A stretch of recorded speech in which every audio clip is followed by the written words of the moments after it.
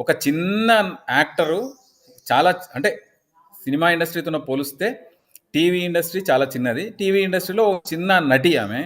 చిన్న యాంకరు. అంటే ఒక పెద్ద యాంకరే టీవీలో. ఆమె మాట్లాడిన పర్యవసానం ఏ విధంగా ఉంది మనం అబ్జర్వ్ చేస్తున్నాం. మాట్లాడడంతోనే ఇంత జరిగింది. ఆమె నోరు భద్రం లేకుండా నోటికొచ్చినట్టు శివాజీ మాట్లాడినప్పుడు తను మాట్లాడొచ్చు. కానీ తాను మాట్లాడిన దాన్ని చిలువలు పలువలు చేసి టీవీ ఛానళ్ళు మాట్లాడకూడదు. మరి ఎవరు మాట్లాడకూడదు. చూస్తున్న సత్యాన్ని కూడా మనం చూస్తున్నాం. ఇవన్నీ కూడా మా చూస్తే మీద కూడా మరి కేసు సినిమా నమోదు చేశారండి ఇండస్ట్రీలో ఆ విషయంలో. మీ పైన కూడా అవేం కేసులు నిలబడే కేసులు కాదు. మరి తన నోరు జాగ్రత్తగా ఉండాలి కదా. శివాజీ గారిని అనడానికి ఆమెకేం అధికారం ఉంది? అన్నప్పుడు అనుభవించాలి. Must be ready for consequences. అందులో ఆమెను ఎవరు తూలనాడాల్సిన అవసరం లేదు. ఆమెంతలకు ఆమెనే తూలనాడు తన పాత్రను ఆమె స్వయంగా గతంలో కూడా చెప్పింది. నా పిల్లలు కూడా ఇష్టపడట్లేదు నా డ్రెస్ సెన్స్ గురించి అని సొంతంగా. దాని మీదనే జనాలు మాట్లాడినారు. చిలువల పలువలు అయింది.